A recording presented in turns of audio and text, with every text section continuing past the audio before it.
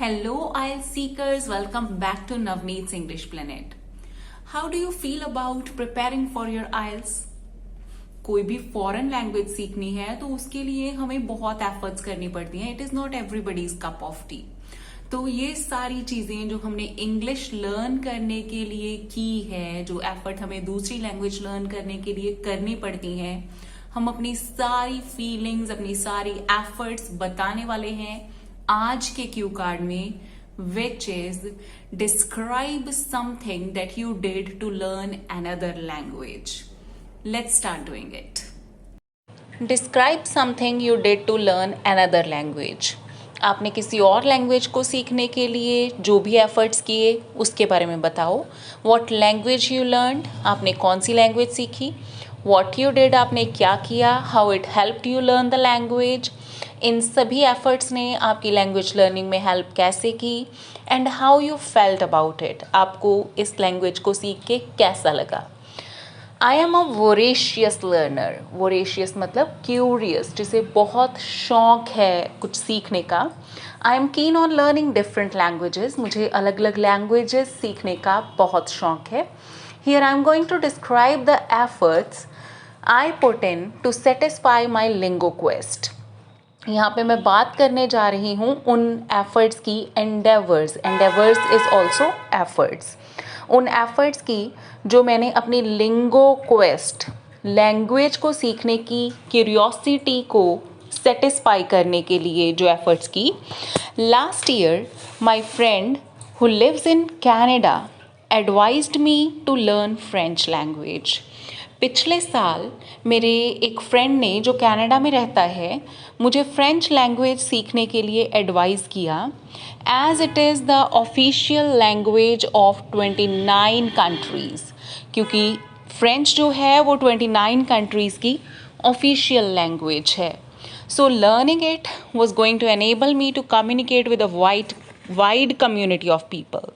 तो अगर मैं ये लैंग्वेज सीख लूँ, मैं एनेबल हो सकती थी बहुत से लोगों से कम्युनिकेट करने में. In order to learn this language, I started searching for the French school. अब क्योंकि मुझे ये लैंग्वेज सीखनी थी तो मैंने फ्रेंच स्कूल को सर्च करना शुरू किया.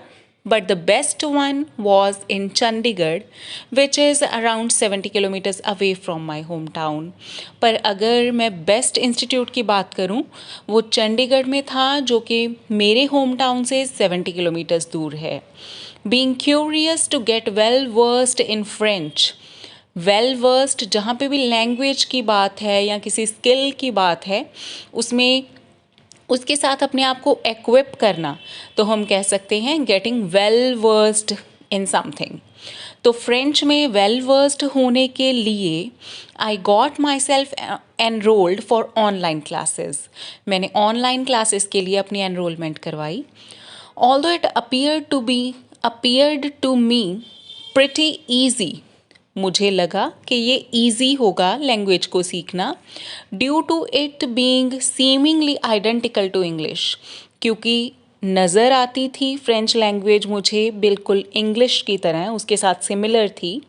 Yet it is not everybody's cup of T. Means ये इतनी भी ईजी नहीं थी. एवरीबडीज़ कप ऑफ टी हम वहाँ पे यूज़ करते हैं जहाँ हमने बताना है कि कोई चीज़ जो बहुत ईजी है. Not everybody's cup of T easy नहीं है. When a month passed attending online classes, I felt that despite being a regular student, I was comparatively slower in grasping the linguistic intricacies. जब एक month निकल गया मुझे online classes attend करते हुए, मैंने फील किया, despite being a regular student, despite means बावजूद, एक रेगुलर स्टूडेंट होने के बावजूद मैं बहुत स्लो थी in grasping understanding linguistic and intricacies. Language की जो कम्प्लेक्सिटीज़ होती हैं, लैंग्वेज की जो बारीकियाँ होती हैं, उसे सीखने में मैं बहुत स्लो थी. Therefore, in order to accelerate my progress, accelerate बढ़ाना, तेज़ करना, अपनी प्रोग्रेस को एक्सेलरेट करने के लिए I did various things, मैंने बहुत कुछ किया. Among these, the very first was learning through language teaching applications. इनमें से सबसे पहले थी language teaching application के थ्रू सीखना.